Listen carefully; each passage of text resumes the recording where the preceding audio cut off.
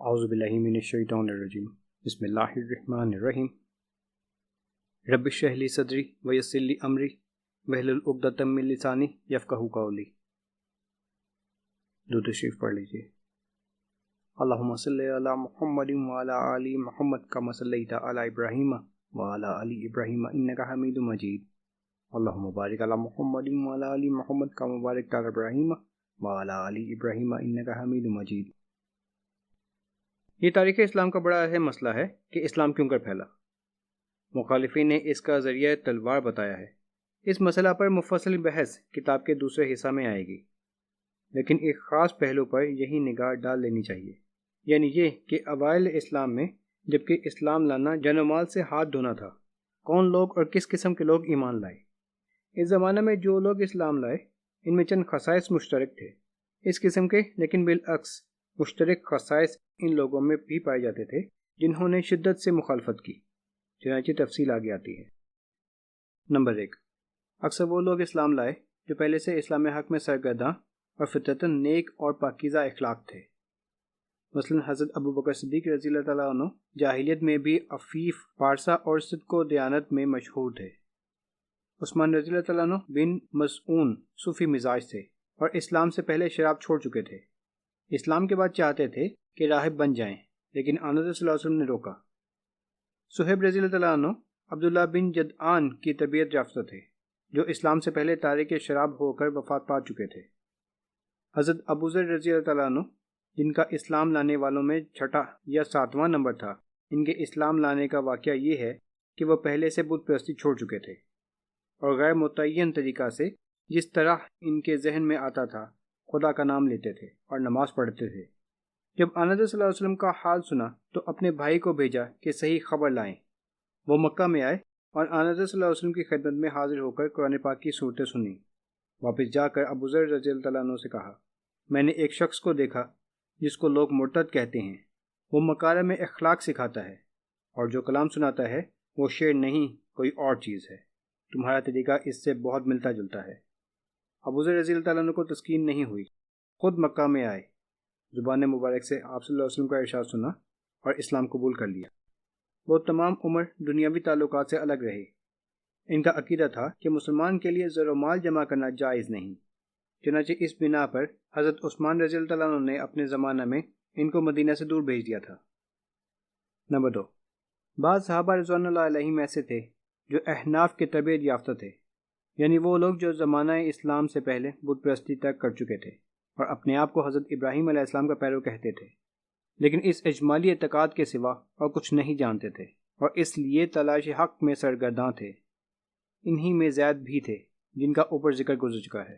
انہوں نے تو آن حضرت صلی اللہ علیہ وسلم کی بعثت سے 5 برس پہلے وفات پائی، لیکن ان کے صاحبزادے سعید موجود تھے۔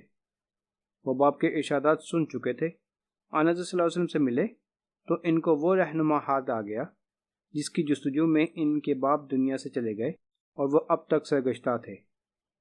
نمبر 3، یہ امر سب میں مشترک تھا کہ یہ لوگ قریش کے مناسب اعظم میں سے کوئی منصب نہیں رکھتے تھے، بلکہ اکثر ایسے تھے، مثلا عمار رضی اللہ تعالیٰ عنہ، خباب رضی اللہ تعالیٰ عنہ، ابو فقیہ رضی اللہ تعالیٰ عنہ، صہیب رضی اللہ تعالیٰ عنہ وغیرہ، جن کو دولت و جاہ کے دربار میں جگہ بھی نہیں مل سکتی تھی۔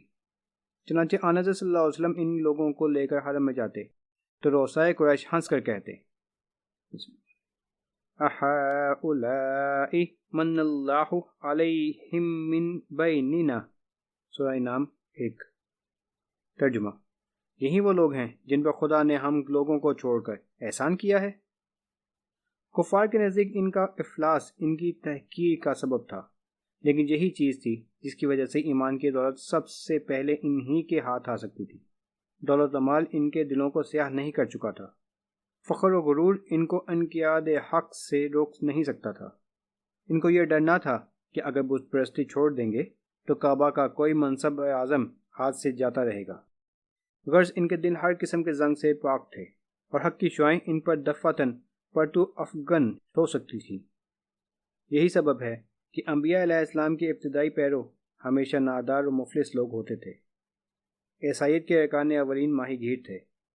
حضرت نوح علیہ السلام کے مقربین خاص کی نسبت کفار کو اعلانیہ کہنا پڑا، وَمَا نَرَاكَ اتَّبَعَكَ إلا الذين هم أراذلنا بادي الرأي وما نرى لكم علينا من فضل بل نظنكم كاذبين۔ سورہ ہود 27۔ ترجمہ: اور ہم تو بظاہر یہ دیکھتے ہیں کہ تیری پیروی انہی لوگوں نے کی جو رذیل ہیں، اور ہم تو تم میں کوئی برتری نہیں پاتے، بلکہ ہمارا تو یہ خیال ہے کہ تم سب جھوٹے ہو۔ یہ سابقین اسلام جس قسم کا راسخ ایمان لائے تھے، اس کی تفصیل آگے آتی ہے، جس سے ظاہر ہوگا کہ قریش کی سخت خون خواریاں، جور و ظلم کے شدائد، دولت و مال کی انتہائی ترغیبیں، کوئی چیز ان کو متزلزل نہ کر سکیں، اور آخر انہی کمزور ہاتھوں نے کیسر و کسرا کا تخت الٹ دیا۔ 3 برس تک آن حضرت صلی اللہ علیہ وسلم نے نہایت رازداری کے ساتھ فرض تبلیغ ادا کیا، لیکن اب آفتاب رسالت بلند ہو چکا تھا۔ صاف حکم آیا، فَاصْدَعْ بِمَا تُؤْمَرُ، سورہ حج 6۔ ترجمہ: اور تجھ کو جو حکم دیا گیا ہے وہ شگاف کہہ دے۔ اور نیز حکم آیا، وَأَنذِرْ عَشِيرَتَكَ الْأَقْرَبِينَ، سورہ شعراء۔ ترجمہ: اور اپنے نزدیک کے خاندان والوں کو خدا سے ڈرا۔ آن حضرت صلی اللہ علیہ وسلم نے کوہ صفا پر چڑھ کر پکارا، یا معشر القریش، لوگ جمع ہوئے تو آپ صلی اللہ علیہ وسلم نے فرمایا، اگر میں تم سے یہ کہوں کہ پہاڑ کے عقب سے ایک لشکر آ رہا ہے تو تم کو یقین آئے گا؟ سب نے کہا ہاں، کیونکہ تم کو ہمیشہ سے ہم نے سچ بولتے دیکھا ہے۔ آپ صلی اللہ علیہ وسلم نے فرمایا، تو میں یہ کہتا ہوں کہ اگر تم ایمان نہ لاؤ گے تو تم پر عذاب شدید نازل ہوگا۔ یہ سن کر سب لوگ، جن میں ابو لہب آپ صلی اللہ علیہ وسلم کا چچا بھی شامل تھا، سخت برہم ہو کر واپس چلے گئے۔ صحیح بخاری جلد 2 702۔ چند روز کے بعد آپ صلی اللہ علیہ وسلم نے حضرت علی رضی اللہ عنہ سے کہا کہ دعوت کا سامان کرو۔ یہ در حقیقت تبلیغ اسلام کا پہلا موتی تھا۔ تمام خاندان عبد المطلب مدعو کیا گیا۔ حمزہ، ابو طالب، عباس سب شریک تھے۔ آن حضرت صلی اللہ علیہ وسلم نے کھانے کے بعد کھڑے ہو کر فرمایا کہ میں وہ چیز لے کر آیا ہوں جو دین اور دنیا دونوں کو کفیل ہے، اس بارے گراں کے اٹھانے میں کون میرا ساتھ دے گا؟ تمام مجلس میں سناٹا تھا۔ دفعتاً حضرت علی رضی اللہ عنہ نے اٹھ کر کہا، گو مجھ کو آشوب چشم ہے، گو میری ٹانگیں پتلی ہیں، اور گو میں سب سے نوعمر ہوں، تاہم میں آپ صلی اللہ علیہ وسلم کا ساتھ دوں گا۔ قریش کے لیے یہ ایک حیرت انگیز منظر تھا کہ 2 شخص، جن میں ایک 13 سالہ نوجوان ہے، دنیا کی قسمت کا فیصلہ کر رہے ہیں۔ حاضرین کو بے ساختہ ہنسی آ گئی، لیکن آگے چل کر زمانہ نے بتا دیا کہ یہ سراپا سچ تھا۔ اب مسلمانوں کی ایک معتبر جماعت تیار ہو گئی تھی، جن کی تعداد 40 سے زیادہ تھی۔ آپ صلی اللہ علیہ وسلم نے حرم کعبہ میں جا کر توحید کا اعلان کیا۔ کفار کے نزدیک یہ حرم کی سب سے بڑی توہین تھی۔